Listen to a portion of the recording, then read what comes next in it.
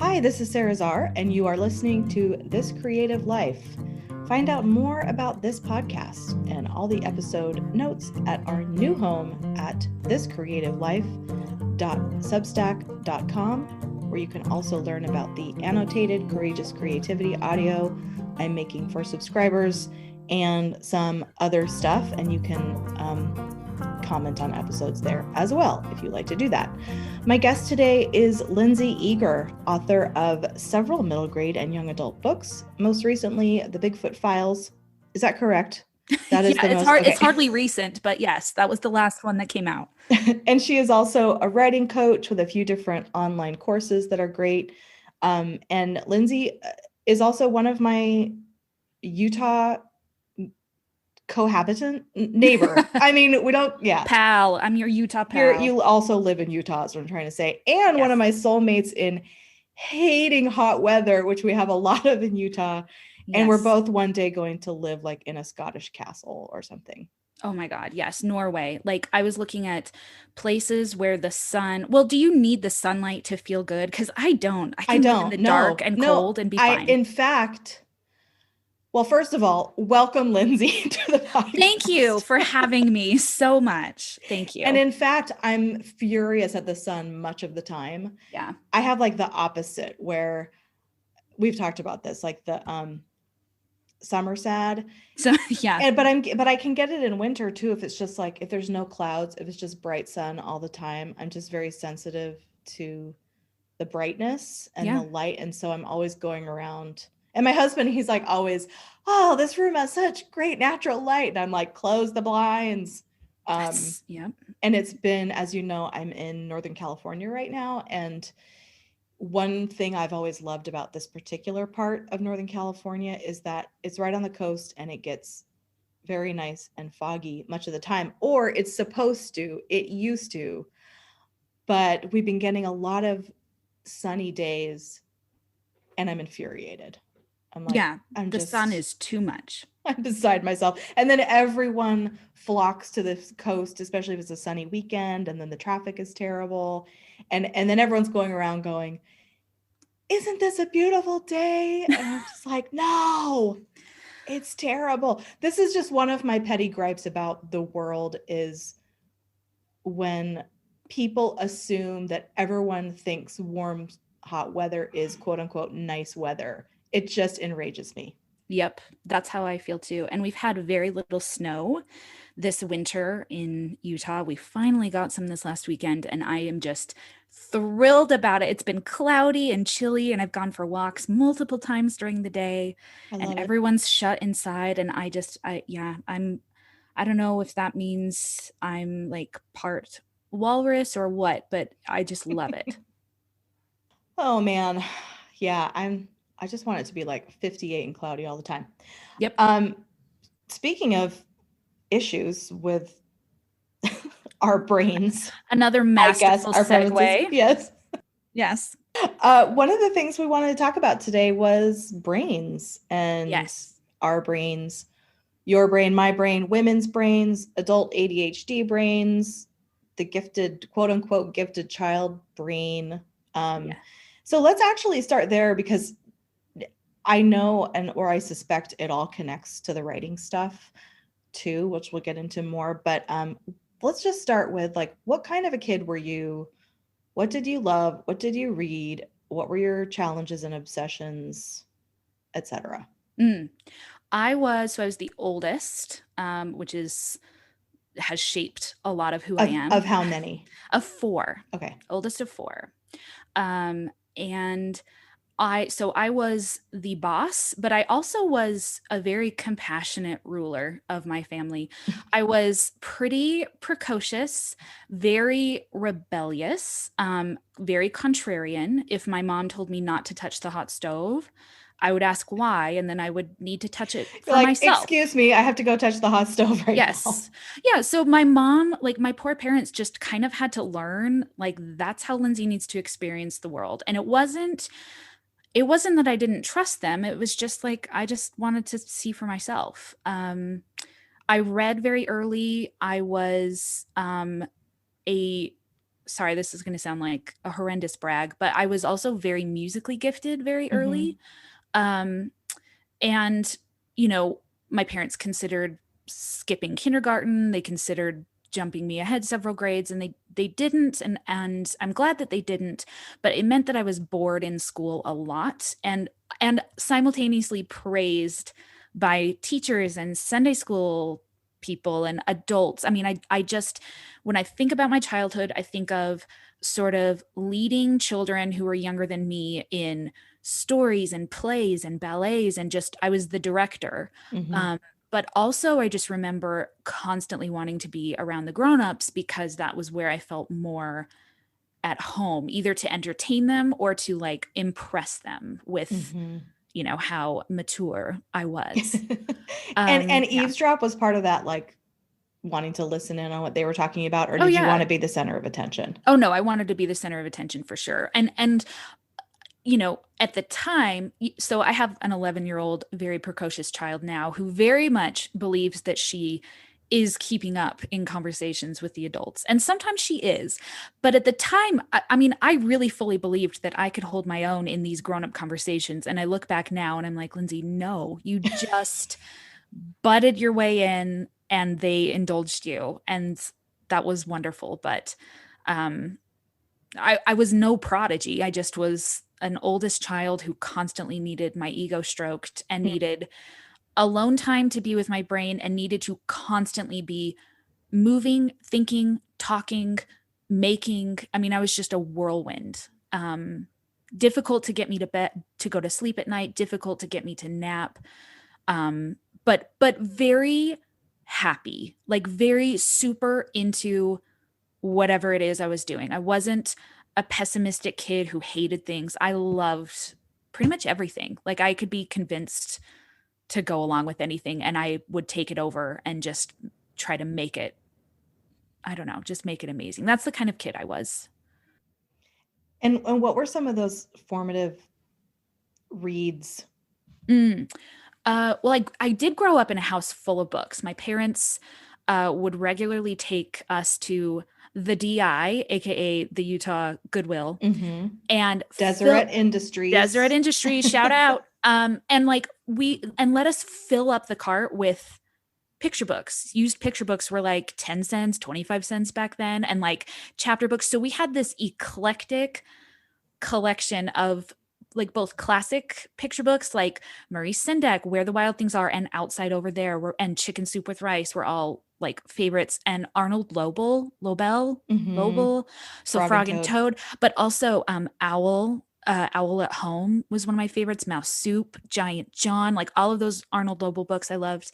Lots of Dr. Seuss. Bartholomew Cubbins was one of the first like big picture books I read by myself that I loved. Did you read the Great Brain books?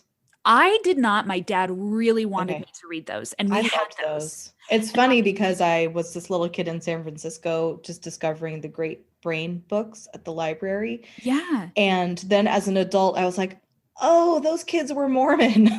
And that is after I like lived in Utah for 20 years. And that is fully why I was like, yeah, no thanks. I knew they were Mormon. I knew my I have parents a lot of were Mormon like, kids in my life already. Thanks. Yeah, like no thanks. Well, and same with like my mom tried to get me to read Anne of Green Gables and Little House on the Prairie, and I was like, Pioneer girls, no thanks. Well, I should say like you grew up Mormon, right? I did grow up Mormon. Yeah, so we're not disparaging no LDS kids. We're just saying it was like overly familiar to you. Oh yeah. And like and Mormon, or LDS as we're supposed to be calling them now, like LDS culture has their own publishing houses and their own kind of, they try to make their own literature for people who are in the church, and they're just not always so great. And I grew up in Utah County, which in the 90s and we're saying early aughts now, right? That makes me feel so like fancy.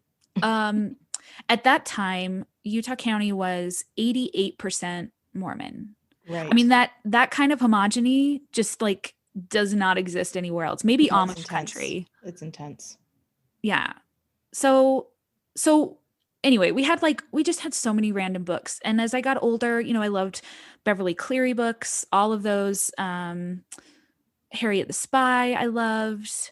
Did there come a point where you like were interested, like you were gravitating toward books that made your parents go, or maybe if not your parents, like other people in your life be like, those are too secular.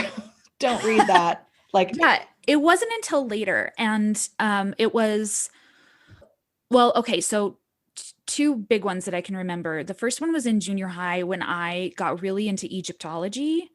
And I mean, The Mummy had come out. I was already kind of obsessed with ancient Egypt because it's just one of those things that I think kids love, like dinosaurs and sharks, and it's just cool. I used a Barnes and Noble gift card to buy this gorgeous illustrated version of the Book of the Dead. And my mom was fully freaked out that I was trying to perform some sort of resurrection ritual in my basement bedroom and was very concerned. And I just was like, no, it's just cool. Like they mummified people. It's awesome. And this is like all their spells. And my mom especially was very worried. The other one was later when I was in high school, everyone was passing around this book called Jay's Journal. Do you remember Jay's Journal? No, I mean, I'm significantly older than you for one thing. Sure, but you did grow up here too. No, I didn't. Or you didn't grow up here. You were living here at the time, though. Well, I moved there in 2000. Yeah. And I'm trying to think, what was Jay's Journal? That sounds like, was it like a modern day version of Go Ask Alice or something? Yes, it was. It was like, oh, this is a memoir told from someone who was actually there. It was some Pleasant Grove kid who started using Ouija boards and got possessed and then like killed himself or killed someone or your basic satanic panic. Your basic satanic panic book. And you know, I had zero interest in reading it until they told me not to. And until there was probably a school assembly where they were like, don't read this book. And then everyone immediately read it. That was basically it. And I somehow got a hold of 2 copies and also checked out the one from the school library and then just refused to give it back. And so my locker was like, hey, you want a copy of Jay's Journal? It was like a that's amazing Fahrenheit 451 situation. Like if you wanted to read Jay's Journal, you go see Lindsay and knock 3 times. And and then the Da Vinci Code, I read that and was obsessed with that. I remember that. But really the only thing that was sort of not really allowed in my house was Led Zeppelin. And that was the best band in the history of rock and roll. Well, yeah. And again, like, would I have thought Led Zeppelin was that big a deal had it not been forbidden to me? I'm not sure. I sure love them and sure think that they are all that. But my dad was fine with 9 Inch Nails. My dad was fine with anything, but he sat me down like in 7th grade and said, now, Lindsay, no Led Zeppelin. Because they have a lot of satanic imagery and I don't want you to get fair, like all those 70s, there was like a lot of 70s bands that the members got very into the occult. It was like a whole thing. It was like Black Sabbath. Yeah. And like everyone was obsessed with Anton LaVey and everyone read the Satanic Bible. And it's just like, yep, it was totally a whole thing. It just is funny now looking back and just going, oh, Dad, that you thought that was the biggest thing that you should fear for your teenage daughter, like that she might accidentally summon the overlord. Like, oh, Dad. There just were other things going on at the time that were far more that he should have been worried about. Nefarious. Yeah, exactly.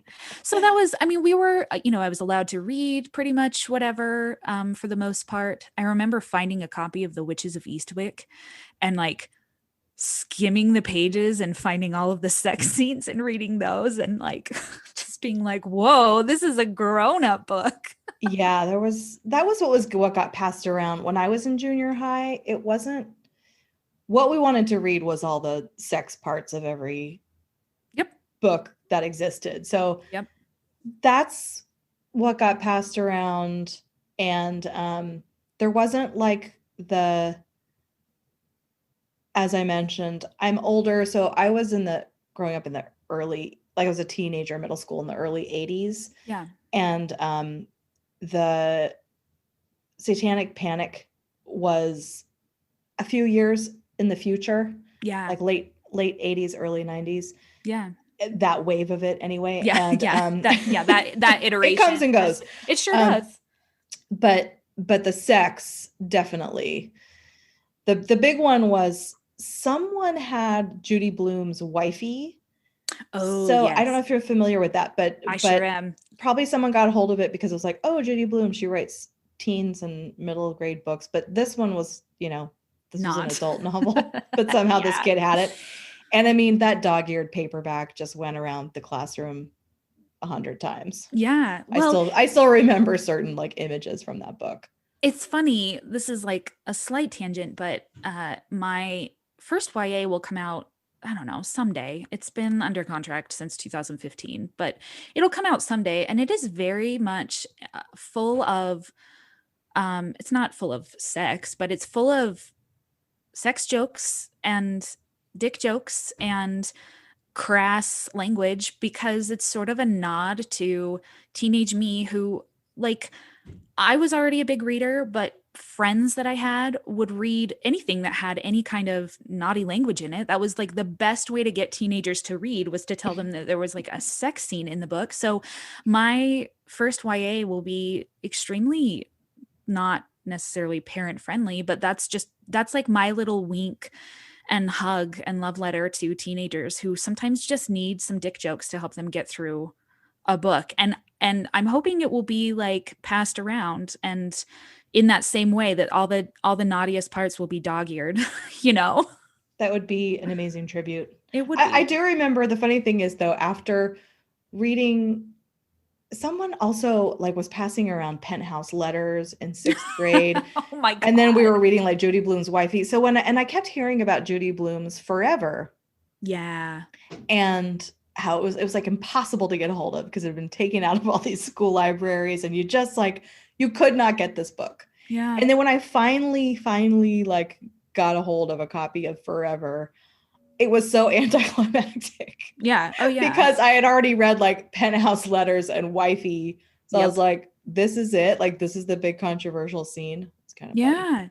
Well, I have very strong memories too of in 6th grade, when the teacher had stepped out of the classroom, someone got open the dictionary and started looking up, body parts and sex and other sexual acts, and reading them out loud, and just having a weird kind of out of body experience, and just going, well, yeah, like this is what kids will do. If we can't find it in fiction or find it reflected on TV, we'll go to the dictionary and laugh about this, because it's just sort of the nature of that age and growing up.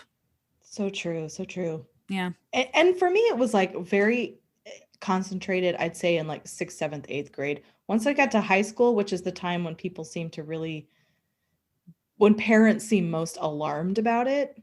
Oh yeah, and really too late at that point. Like, yeah, it's your 6th graders. Your 5th and 6th graders, you need to be having these conversations with. So yeah, I mentioned this in the intro, but you've recently, yes, like, had a diagnosis or realized that you have adult ADHD. Yes. And tell us about that. What did you think was your issue before? How did you come to land on this? And how has it changed how you see yourself and how you approach your life? Yeah, it's been huge. Like, probably the most significant thing that's happened for me in my personal life in the last, 5 years. I always knew I had anxiety, and I do have a separate diagnosis of anxiety, but it's really hard to tell where the anxiety ends and the ADHD begins. Mm-hmm. So I always knew I had anxiety. I've had depression on and off my whole life, not for a really long time though, actually. And my struggles were always, being this incredible overachiever, having, again, adults praise me, tell me how, I was going to be president someday. I was going to do all of these things. And I always knew that I was going to be a writer. And so I was always laser focused on that as well. And at the same time, just doing very basic things like turning homework in on time, or studying for tests, which I would usually ace because I was very good at cramming at the last second. I just had this horrible procrastination, or like stay up all night to finish a project issue. And I just always assumed I was either lazy or terrible, like just not responsible, like not dependable, not reliable. Those are the big sort of self-talk, like problematic self-talk that I've had for as long as I can remember, that I'm too much.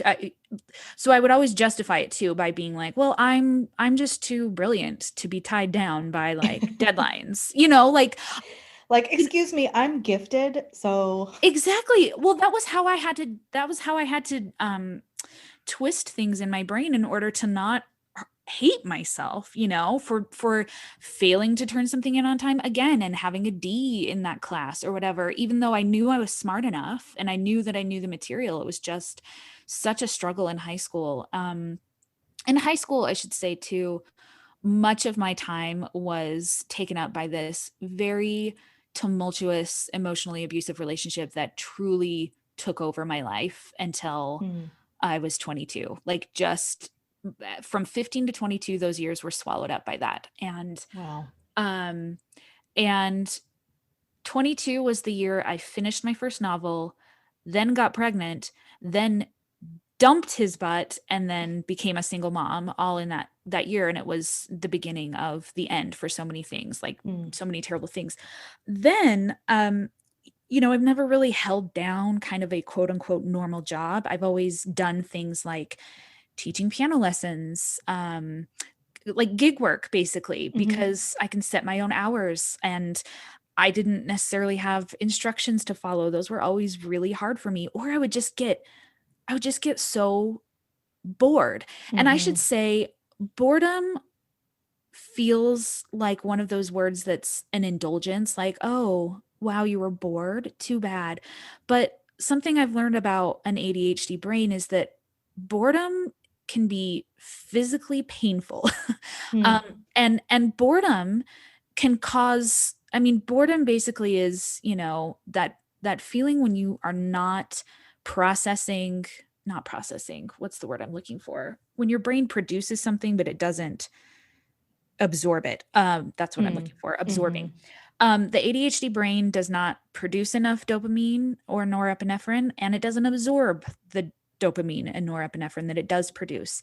And so boredom is basically to an ADHD brain, it's a signal that like, you're going to die if you don't have a shortage. You need to produce some dopamine really quick, which, is why you get the stereotype of ADHD kids jumping on chairs and running around and being so loud and hyperactive. Their poor brains are deprived of dopamine. And that's why, you get kids who are fidgeting and who are wiggling around when they're trying to concentrate. That's a great thing for someone with ADHD to wiggle around and move around. It might be really frustrating to look at, but that's them trying to focus by creating that dopamine somewhere else. So that was kind of the perception I had of myself before, was that I was undisciplined, lazy, or even like obsessive, because I can and do get into these modes where I am nonstop working, and that's how I'm able to finish things. And I've always just thought,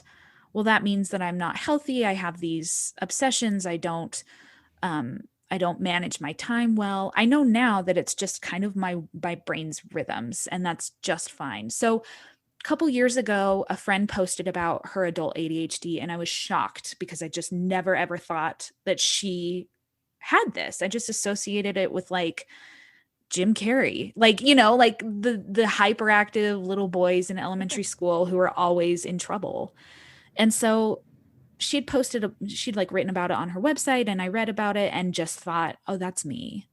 And some of the things that she was talking about were constantly starting new projects and not finishing them, feeling time blind. So feeling like your perception of time is not the same as everyone else's, and that makes you either chronically late or chronically, stuck so that you're not late, or chronically stuck in hyper focus, which we kind of talked about. And when you said that on Twitter, I was like, oh, because I said like, I have trouble. I've read about ADHD off and on over the decade because I've often suspected that's one thing going on for me. Yeah. But then there's so many things when I read the symptoms, I'm like, no, like that's the opposite of me.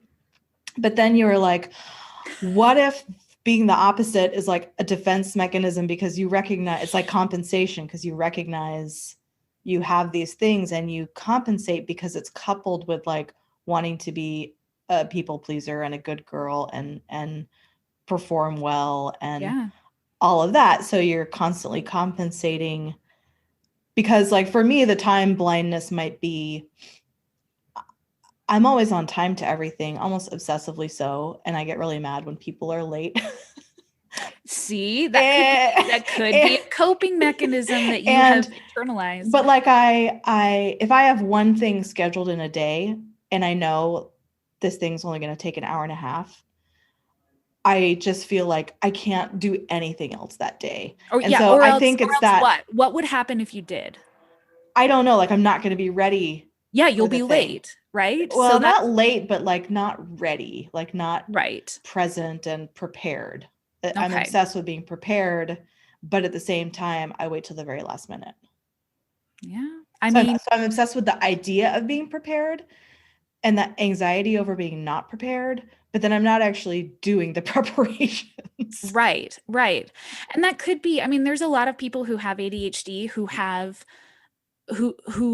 10 years of never being late for anything, but what you don't see behind the scenes is they're sitting there waiting for it to start for 2 hours and they're frozen and then they lose that time.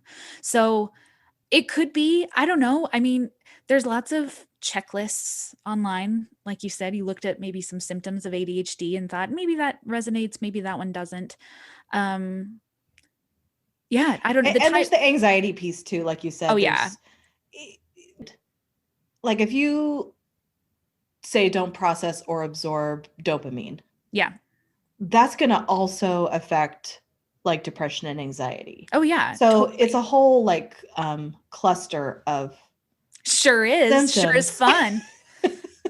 So that I think that's what's been hard for me is like, is this depression, anxiety, ADHD, growing up in a dysfunctional household, religious indoctrination, or all of the above? Yeah, a little bit of all of them. Well, there was a time too where I thought, oh, I might be on the autism spectrum because that's also a neurodivergent disorder like ADHD. And like, who knows? I self-diagnosed when I kind of read that friend's blog post. I went and saw a counselor about it who was not a psychologist or a psychiatrist and was not in a position to give me a formal diagnosis. But based on one session with her, she was like, yeah, I would guess that you have ADHD. This all sounds pretty classic and it sounds pretty severe. And then she gave me a referral and some paperwork to go get officially diagnosed. And I came home, forgot about it, lost my paperwork, and and a year later finally was like, oh yeah, I was gonna do something about that. That's amazing. That's like, I love that story. Oh, then when I came back to get diagnosed, they're having me fill out this paperwork and I finished filling it out and handed over. And she said, you're here for ADHD? And I said, I think so. And she said, yeah, I just watched you fill out that paperwork and jump all over. And while you were writing one thing, you were reading something else. I think, yeah, let's get you tested for ADHD. It just how long ago was that? So that was July was when I got the official diagnosis. And it's different for everybody getting diagnosed. There's some people who can go talk to their GP or an ADHD specialist of some sort or a psychologist and get a diagnosis in one day. I went to a psychological testing center and like did all of these tests that were like, build this with these shapes and make it look like this. And like, what do you like, here's some words and I want you to say the first word that pops back in your head, or here's some like historical trivia. It was very weird and like scary. And also like a 300 question long questionnaire about my behavior. And in return though, I got diagnosed with ADHD, with moderate to severe ADHD. There's 3 types of ADHD. The first type is ADHD hyperactive, which does not necessarily mean your body is hyperactive. It can mean your brain is hyperactive. There is the second type, which is called ADHD inattentive. This is what used to be called ADD, and now they've kind of grouped it all together. And then there's the third type, which is the combined type, and I am the combined type. And I also got the anxiety diagnosis, and I got 12 pages single spaced of a diagnosis and of thoughts from this psychiatrist that were so helpful. And I get those out and reread those every once in a while, and just like going through things that I talked about and issues that I've had in my life and her kind of evaluation of it. One thing that is hilarious and related to writing is that she said, I mean, I think just naturally I have a pretty strong self-esteem and like a lot of confidence and just like conviction in what I do. And so when she was asking about my career, I was like, well, I'm a writer. I'm really good at it. And like, this is my calling in life. So she wrote like, Lindsay has some delusions of grandeur. She really thinks that she's amazing, but she is published, so maybe she's not wrong. And I just was like, it's not damn. a delusion of grandeur. I know. Well, I had this moment where I was like,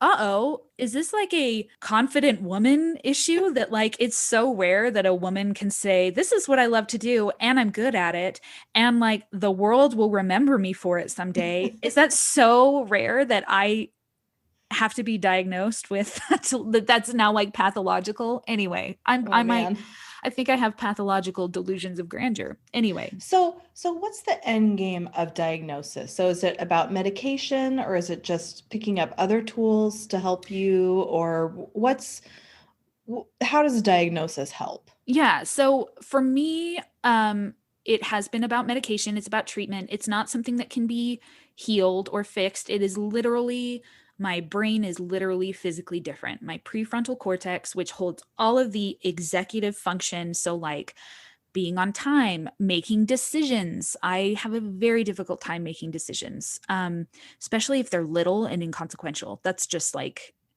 so difficult for me. This is uncomfortably familiar. Go on. Yes. Well, and luckily I have the most chill husband in the world. So I'll be like, I just need you to decide what we're watching tonight. I just need you to make a decision. And he'll be like, well, we watched Face Off the other day. That was his choice. So like that was helpful. It was not the fate of the nation in the decision making. When the fate of the nation is in the decision making, I'm great at making decisions. It's just those little daily things, which is why I like wear the exact same thing every day now. And I like, anyway, all of those executive function things are smaller. That whole area is smaller in my brain. So an ADHD doctor that I have mixed feelings about, but who's on kind of the forefront of like ADHD research. His name's Dr. Russell Barkley. He compares the ADHD brain to someone who has diabetes, which, as you already know, my husband has type 1 diabetes. So this was a very, as do I, yes. You do too. We have talked about this many times. This was a familiar metaphor to me. So he just basically said, listen, I know there's a lot of moral fear about treating kids and adults who have ADHD with stimulant medication because there's all these phrases that float around like you're giving them legal crack or it's basically cocaine. Things like Ritalin and Adderall are stimulant medication. But he said, would you deny somebody with diabetes the chemical insulin that they need for their pancreas to function? I mean, yes, that's what our healthcare system does. Right. It does deny insulin to diabetics. It does deny, right. But in theory. Be that as it may, in theory, yes. Well, and even there are people who think that, if you could just eat better, you could cure your diabetes. So that maybe is not the best metaphor. Yeah, exactly. Like the pancreas and the brain, neither of them are producing the hormone that you need to function. Yes. You need to get it from somewhere. Well, and I think in just like culture, we hear the phrase dopamine and we think like, oh, chocolate, rushes, roller coasters, sex, impulsive behavior. And it becomes associated with these kind of wild dessert-like things that are just for, the fun times in life. But it's, if you don't have dopamine, you can't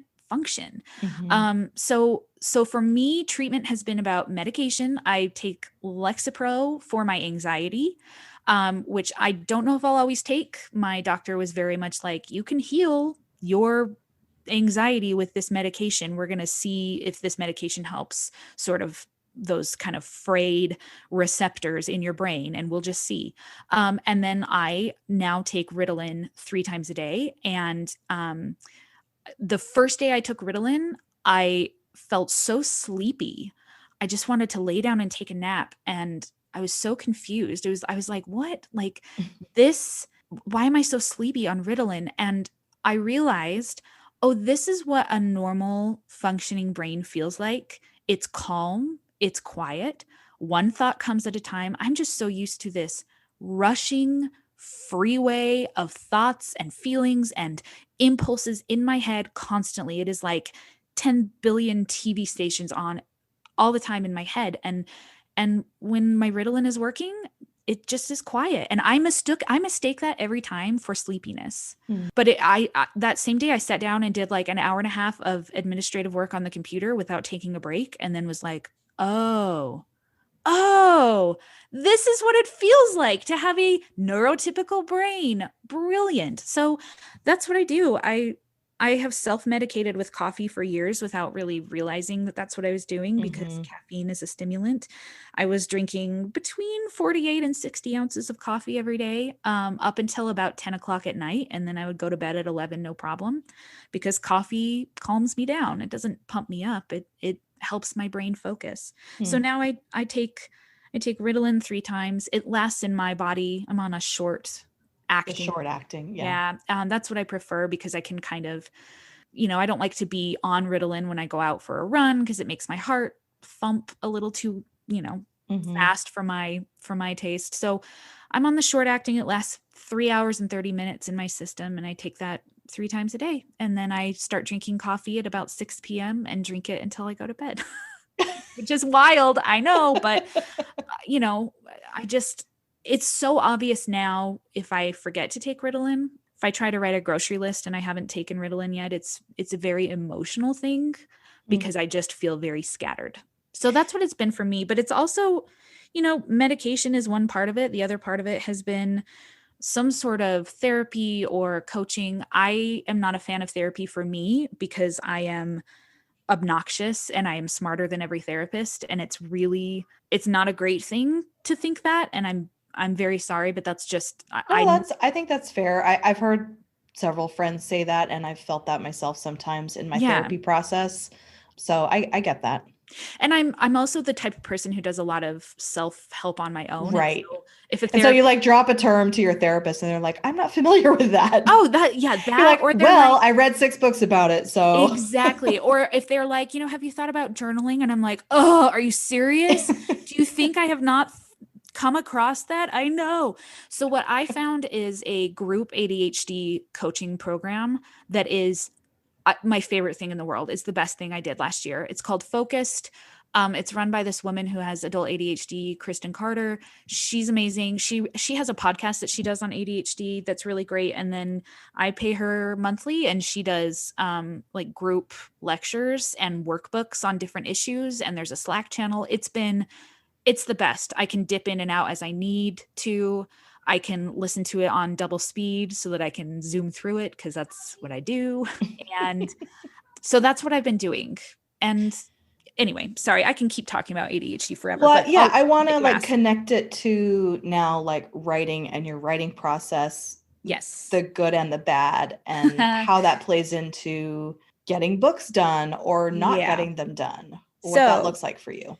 As you will notice, my most recently published book came out in 2018. That is 100% not how I want it, and not what I wanted. And it happened because from the time I sold my first book in 2014 until 2018, I started a lot of projects and just was like, great, I will have a middle grade come out every year, and I will have YA come out every year, and I'll also have adult come out every year, and I'll write some chapter books too. And I was constantly starting new projects, sometimes finishing them, sometimes not, sending them to my agent, sending them to friends, just expanding, just wanting to do it all and have it all. And just like when I was a child, like I just get excited. I just want to do all the things. I just love it. I just love writing so much. And as much as publishing does not love me back, I really love it.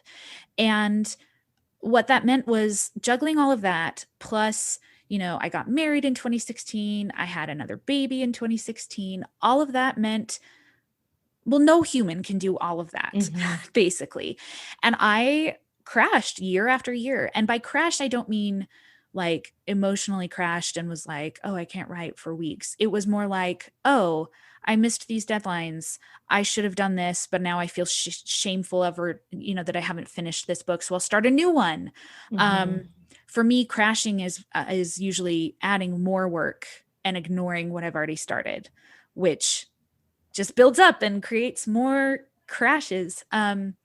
So, that's like the not so great part about not knowing I had ADHD and trying to publish is I just lack it's very hard for me to constrain down to A, what's actually the priority because it's under contract, and B, like what is actually feasible. I still regularly, I'm working so hard on this and I'm getting better at this. But if I sit down to write like goals for the week, I still try to do things like write 2 novellas. And it's like, Lindsay, no. In a week? Like, could I? Yes. I know that I could because that was what 2019 was like. My husband was out of work. I was between publishing paychecks and I ghost wrote 25 romance books. Oh, I forgot about that year. In a year. My God. Oh, Lindsay, I'm so glad you mentioned that because I had blotted it from my memory. Oh, I would like to too. This year more than I think a lot of people who followed you on Instagram and stuff were like vicariously just stressed out. I know.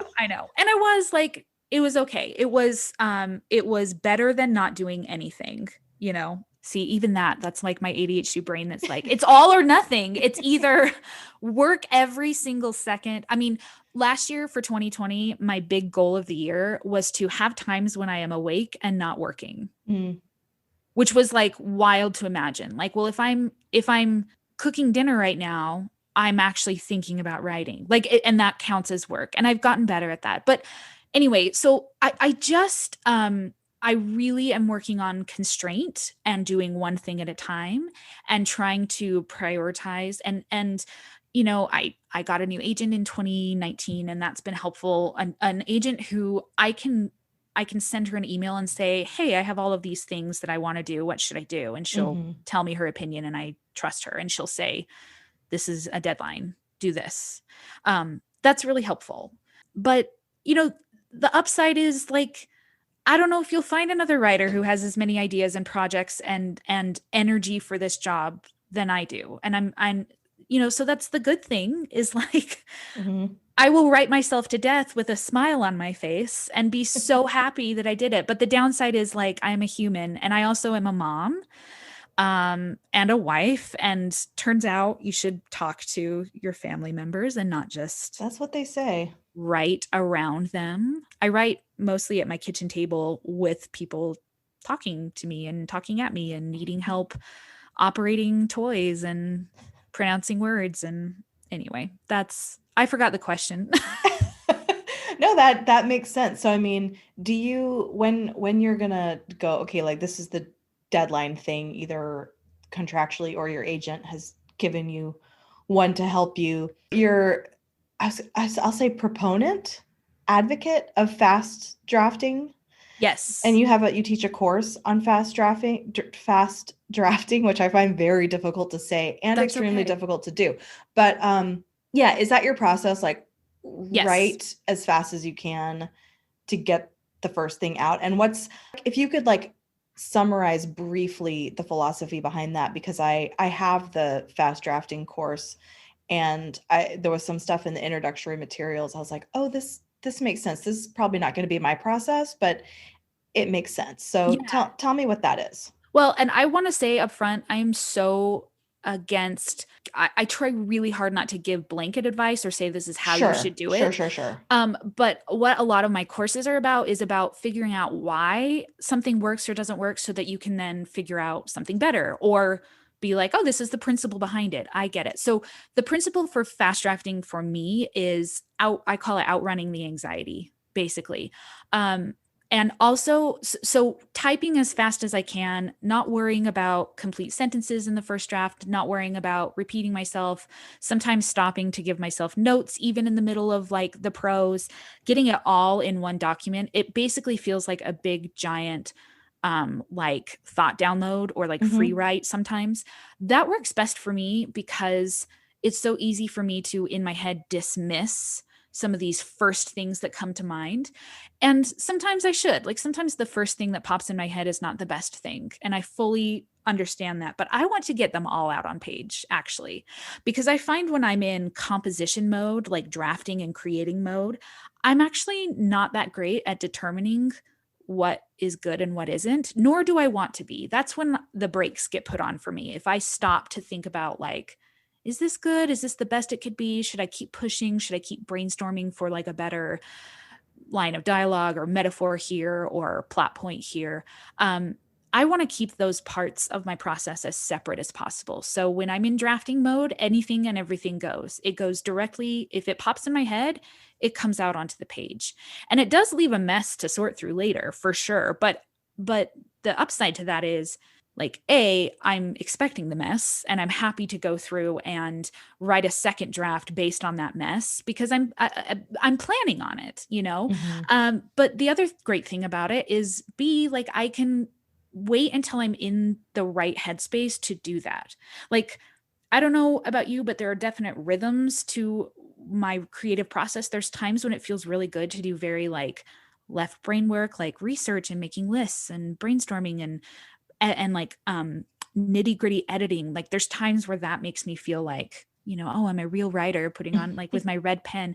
But there's other times where I don't want to do that. I feel messier than that and I want to make new things. So it's just like figuring out emotionally where and mentally where I'm at and then trying to like hit the like match up the mode that I'm in with the part of the process that I need to do. And you know what's really interesting about that for women, or anyone who has a menstrual cycle, that's related. You know, Oh, where that yes. energy Yep. is like related to your Oh, hormone yeah. cycle and the kind of energy, the kind of focus. Like, is this a good time for administrative tasks or is this a good time for creating? It's really it's connected. It for sure is. Right before my period, like the week leading up, I am very ruthless and reckless in what I make. And I find it a very good time to draft because I just feel very like, who the hell cares? I'm laying it all out and I can do some of my boldest work. But when I'm actually menstruating, like that's the time to sit and make lists and plan and And take also naps. well, If you're me, just I lay in bed. right, right. Well, and like I think list making is my equivalent of taking naps Hmm. basically. It's that same it's itching that same scratch. It is all related and you know, time of day can really change what Yes. I'm in the mood to Yeah. do. And so, you know, charting all of this, clocking it or even just learning to be aware of it. That's the first, I mean, that's before you can like work with it, you have to start noticing it and just go, oh, I noticed that during this time, I'm more inclined to be good at this type of task. Exactly. And then maybe after like several months or more of observing it, then you can start to kind of work with it. And I'm really learning with my calendar to not put things Yes. during During certain certain times. certain times and just like, I'm not gonna like put a bunch of stuff that is like involves me showing up for a thing and engaging with people. I'm not gonna put that during these 10 days Yeah. because I'm not it's gonna be excruciating for Yeah. everybody. Well, and I think for women or for people who maybe are not cis males, um, it can be really tricky not to frame that as some sort of self-care or indulgence. To be like, oh, I'm gonna be nice to myself and not schedule, you know, this type of thing during this Right. time of the month. But if you're Or anything like a like weakness, yeah, well, like, I oh, I'm just well, I'm only good for half of the month. That's not what we're exactly. saying. Yeah. No. Well, and if I mean I'm pretty good at taking care of myself as it comes up and just being like, oh boy, I'm tired. It's time for a cookie. I will have my cookie now. I deserve this cookie. I'm good at that, but I know a lot of other people struggle with feeling like it's an indulgence or feeling like it's this special treat to plan for yourself in a nurturing way, but it's also the most efficient too. Yeah, you're working with the flow of your energies instead of against it. Exactly. And there's and not only is that kind to yourself, it's just freaking the smart thing to do. It's the most efficient thing to to plan that sort of thing. It's hard though. Like it's really hard. On days when I don't really take days off in the same way, but I have to schedule out, from 1 to 3 o'clock, I am sitting on the couch with my kids watching a movie. If I don't write it on a schedule, or if I don't have it like a task that needs to be accomplished, I don't do it because I don't do free time. But yeah, I have to do that with reading. Like I have to schedule my reading time, and it works out well for now that we have a cat. I just try and like coordinate it with the time where I know he's going to want to like take a heavy nap on a lap. Yeah. So I'm like, okay, let me get in the beanbag chair with my book, and I'm going to get my hour or two of reading. I love that. The cat's going to get his snuggles. Yeah. And then, because you got to read. You do have to read. Oh, yes. And you want to. Did you read a lot last year during the pandemic? I felt like I did. I'm a slow reader, so I don't like have this like super long list, but I was always reading. Okay. I always have a book going. I mean, my stamina wasn't long in terms of my attention. Yeah. Stamina, but I always had a book where I was like reading a chapter before bed. But if you're reading a book that's like 60 chapters, it takes you a couple months to get through a book, and that's fine. But like, did your reading habits change at all last year? Like, were you reaching for specific kinds of books to cope with all the fun that 2020 threw at us? At the beginning of the year, I was reading more. I did like a trial of Kindle Unlimited. Ooh, okay. And I found this series of psychological thrillers that I think I talked about this on a previous episode way back last year, but they're really badly written, where just as a writer, you're reading it going, you say this takes place in New York City, but nothing about this story indicates that the character's in New York. Sure. Why didn't X? How come Z? So like all that kind of stuff. Yeah. But I was just tore through like 3 of those because I was like, this is so dumb. It's like watching like I'm a fan of Lifetime movies. I'm a big fan of Lifetime movies. Oh yeah, they're cringeworthy, but they're but there's a range of quality. So there's like some good Lifetime movies, and then there's some ones where it's like there's some warehouse in Canada where they're just making Lifetime movies every 3 days. Yeah. So it was, I was just doing more of that kind of thing. Yeah. But I don't think my reading habits changed a ton last year. How about you? Yeah, I was very fortunate to be able to still like disappear into books, and I do the same thing. I'm always reading a book. In fact, if I finish a book at the end of the day, I've got to pick a new one and start it. Yeah. Because if I wake up and I know I don't have a book picked out, oh my God, it's panic. Because I got to make a decision first thing in the morning, and it's going to be drawn out and terrible. Yeah, I was going to say before, because like I said, I ghost wrote a bunch of romance books in 2019, and I went into the self-publishing world and got a crash course in what's going on over there, which is very different. It is very different. I've also very different. I think we've talked about this before. I have several identities, and there's one I use to just go into the self-publishing world and find out everything and put my own stuff up to just see how the process works. Yeah. And no one will ever know. No, and that's fine. No one will ever know what I'm talking about, but now I'm ready for like, if someday Sarah Zara needs to put out her own book, I know exactly what to do. Well, and that's why I do think it's smart for traditionally published authors to at least be prepared to learn that. Yes, because there's a lot of circumstances under which you might need to do that, such as if your publisher decides they're going to let a book go out of print. Yep. And you get the rights back.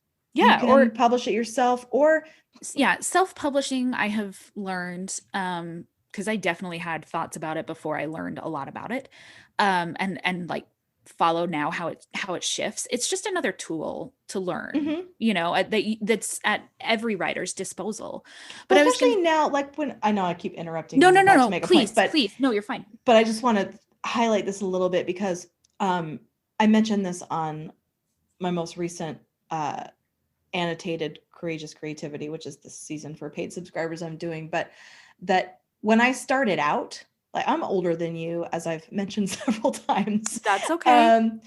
And so when I started out, we didn't have indie publishing the way it is Oh, now. no. The only self-publishing was vanity publishing, and the thing that was bad about it was it cost writers so much money. It was so predatory. And then you sold them out of the back of your car or in that your is not the garage. case now. So like people who like me maybe 10 years ago would say like don't do that. We're operating on this old vanity publishing paradigm. The vanity publishing, it's not and like also that anymore. And also the this is a gravy train, so anybody who wants to throw stuff up there without any kind of quality control can make a fortune. And that's what happened for a long time. Not everybody who self-publishes publishes crap, but there was a good long time where it was really hard to wade through and find good stuff that was written not just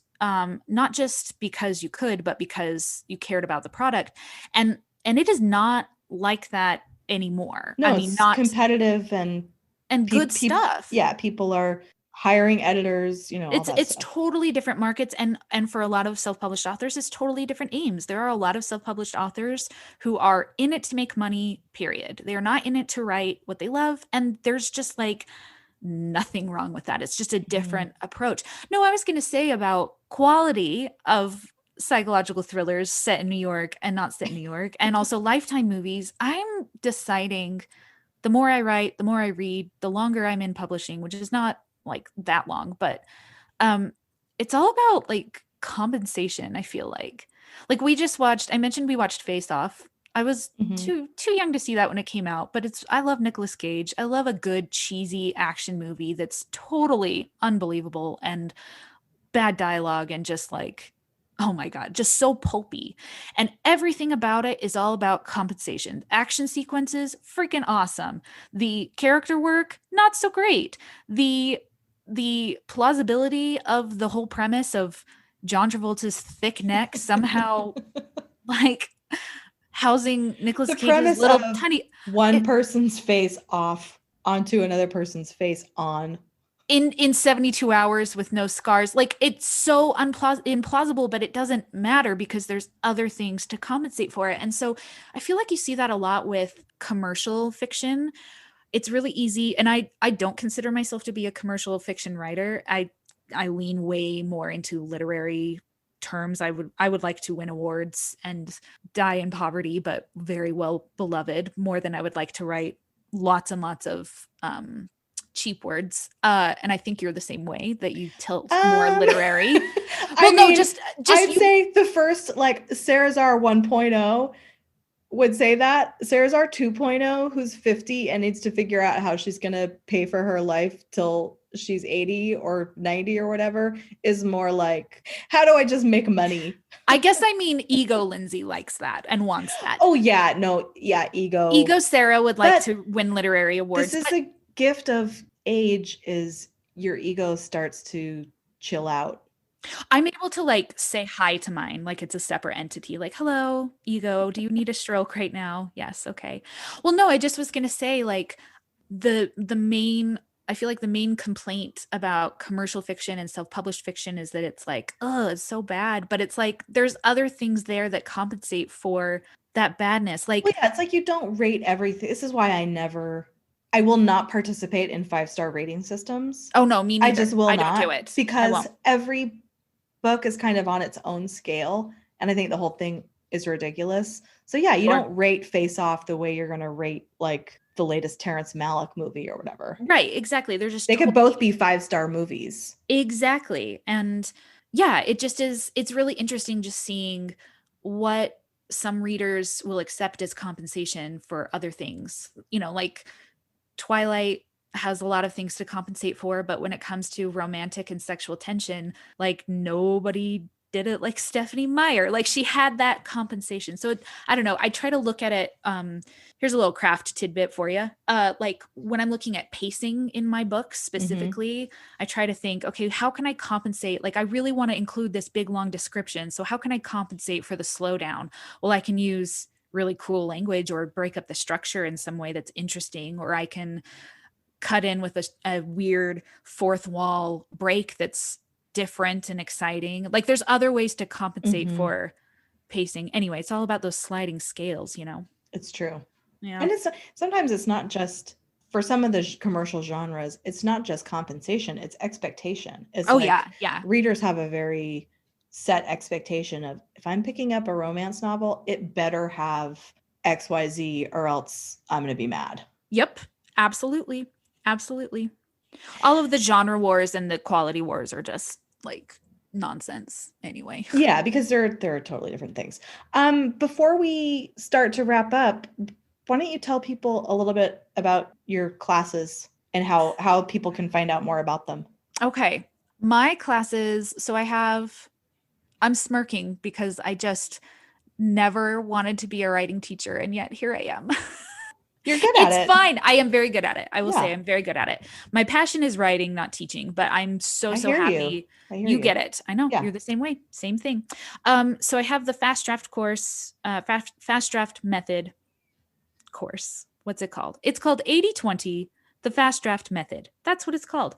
And then my other class is called the creative revisionist. And then I also added a kind of mini workshop that is instant access. There's 4 lectures or 4 topics that each have some lectures about like some craft things that I thought were important to share. So both of my classes are 6 weeks long, and you get a different lesson unlocked every week. You can do them at your own pace. You can do them at your own pace. The one thing that you cannot do at your own pace necessarily is the live chats that are every other week during the course of the course. But I do allow access for forever. So if you signed up for the class in January and weren't able to do any live chats until the next session opened in June, then you can hop into those live chats. So I try to make it fair and accessible, and there is a lot of material, it like a lot. You put a lot of work into the courses, and like I said, I have the fast draft one, and I watched I did the first 3 or whatever, and then I stopped because it was a lot. No, that's not why. just you go, oh, okay, I got something out of this, and now I'm going to go write my book. Exactly. And then I know I'm going to come back to it. But it was the same. The funny thing was I was doing at the same time I did Nina LaCour's slow novel lab. Yeah, I did that the time as fast drafting. And they're not 2 different things. You know what I mean? It's our brains work a lot of different ways, as we've talked about. And you can be doing both paradigms at the same time almost. Absolutely. Absolutely. Well, and I took Nina LaCour's class in 2019, and I was thinking a lot about it when I developed the fast draft. I can't even say the name of my own course. It's hard. The curriculum. It's a tongue twister. I can type it. It looks good written. I feel like I don't say it out loud very often. I was thinking that I very much did not want it to be the antithesis of slow drafting. I did not want it to be the anti-slow, thoughtful writing class, because, and if I could go back now, I wouldn't call it the fast draft method. I called it that because that's what everybody wants. They want a silver bullet. Yeah, no, I think that's a good name for it. Yeah. Yeah, but I just feel like so much of the actual course and the lectures are not really about how many words can you write, how quickly. That's the way art is made. No, not at all. Yeah. Much more about how can you knock out some of these beliefs that you have about yourself and your writing process and figure out what works best for you, so you can be, if not faster, more efficient, which is ultimately going to be faster. Or not even self-limiting. For me, it was just helpful to be okay, my daily word count goal that I have is good. It's fine. There's nothing wrong with it. It's pretty typical. Yeah. But if I get it done in an hour every day, what if I did it 5 times in a day? And then I'm that's the multiplier of how efficient I am. I mean, it's not not exactly one-to-one like that, but no. just that idea of like, oh, what if I just, instead of going, well, I did my 1,000 words and it only took me an hour and a half and now I have the whole day. What if like 2 more times that day I was like, I'm going to do 1,000 words again. Yeah. And then all of a sudden you're writing 3,000 words a day. Right. Well, and that brings up an interesting point too, which is, okay, so I've had something like around 200 students come through my classes at this point. I've talked to a lot of writers now. And I feel like over and over again, the main thing that makes people, quote, slower or less efficient, or less likely to push past like their current bounds, is this very self-limiting belief that what they're writing isn't good or isn't good yet. And I push back against the idea of a garbage first draft or a shitty first draft or whatever. Sorry, I've been trying so hard not to swear on your podcast, and it's fine. I just did it. Because I just feel like, while that's very freeing to think, oh, this doesn't even count, this is just a garbage first draft, it doesn't even matter, it's okay to write garbage, I actually personally don't like to think that anything I produce is garbage. And something that I say regularly is, everything I write is really good, not because it's actually good, but because I wrote it and I'm good and I make good things. And it might not be recognizably good to anybody else yet. Is this where your therapist was like, delusions of grandeur? Right? Can you see where she gets it from? Obviously, my first drafts are not great. Like maybe even my final drafts are not as amazing as I think they are, but I don't really actually care what anybody else thinks, because if I made it, then it's great because I'm great. Mm-hmm. I just want, I don't know. I have such compassion for other writers who don't naturally have that delusion of grandeur that I do. And I just want to, if I can give everybody just a tiny bit of that feeling that like, hey, you could come back and write a second hour of writing today, even if it's not your best, because you're amazing and what you're writing is great and it has value, and like, come back for more whenever you're ready for it. I don't know. That's the main thing that I see stopping people or slowing them down, mm-hmm.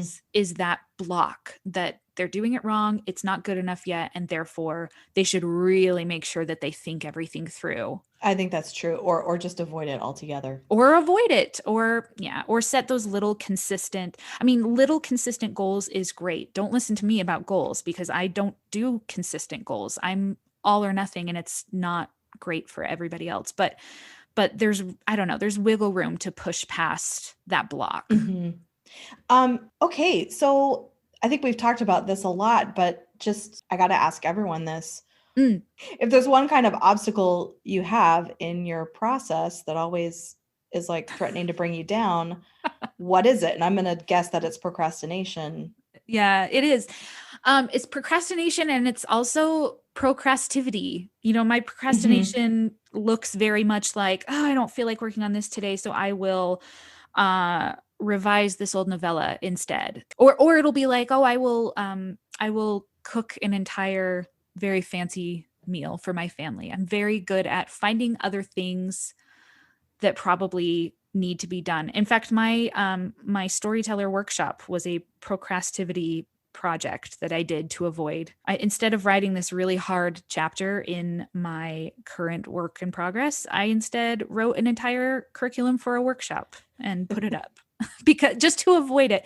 But yeah, it is. It's procrastination. It's prioritizing and getting my brain to follow suit. Because just because, I regularly will have my husband hide other projects from me, like physically remove them from sight, because if I see them, I will want to work on them. Mm-hmm. So I can physically just have what I'm supposed to work on sitting on the table in front of me, but that does not mean that my brain will cooperate or see it. So working on that. And also something I've worked on a lot is this idea that bad feelings or feelings of discomfort or feelings of self-doubt or feelings of boredom mean something. Mm-hmm. I think there's a lot of writing advice that's like, if you feel good about it, the reader will feel good about it, or you need to be excited about it. Otherwise your readers will be bored. And I just feel like something I've had to really learn to do is to sit with the boredom of writing a book. Yeah. Just like learn, like sometimes it's just going to be boring. Yeah. Yeah. And sometimes it's going to be uncomfortable. And that doesn't mean that I need to, that like my gut is telling me to work on something else. It just means even the thing you love most in the world sometimes isn't fun. And you're right, like that advice where it's like, if you're feeling bored, your reader's probably going to feel bored. And I don't believe in that, because a lot of times when I'm rereading something, the part that I felt was like the most awful, excruciating thing to write, I either don't even notice it being different from any of the other parts, or yeah. it's like some of the best stuff. So Yeah. you can't always listen to your emotional energy.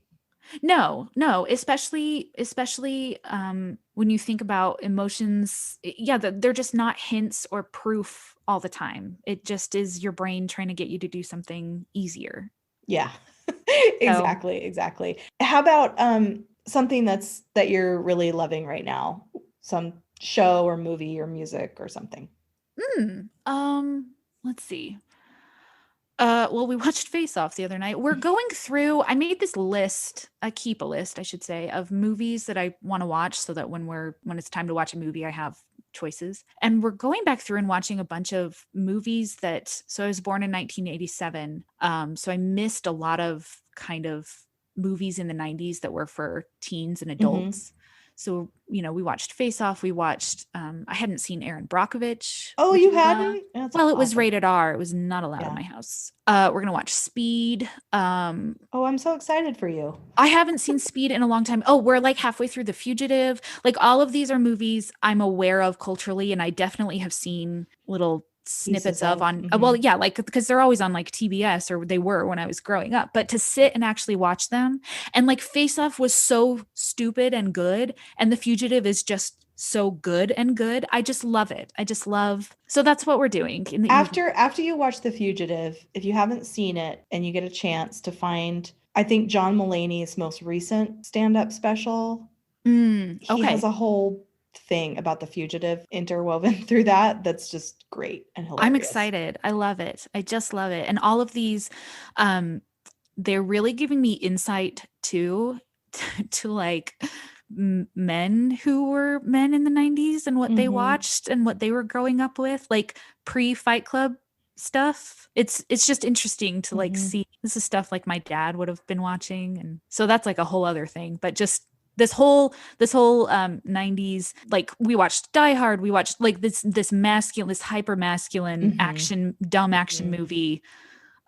Just seeing kind of that cultural moment now And is and fun. the I would say Sandra Bullock and Julia Roberts as like the ideal of Yep. cool girl next door womanhood girlfriend material Oh yeah. as the ideal. I think the 90s, those were the two that were idealized in the Held male up that way. imagination. Yeah. I think you're right. Although I do remember my dad regularly saying that Helen Hunt was his dream woman and being like, "What?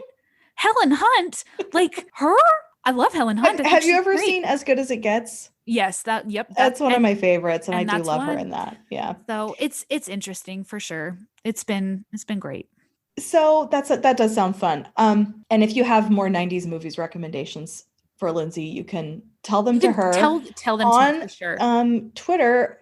Where can people find out more about you and your books and classes? Where can they find you on social media? Where? Yes. Where are you? Where? I'm on Twitter. Uh, and let's see, my handle is Lindsay McCall. That's my middle name. I made it way before I knew I would ever amount to anything. But you can just search Lindsay Eager and you'll find me on Twitter, and I'm on Instagram. It's pictures of my kids. So if you don't like that, then don't come by.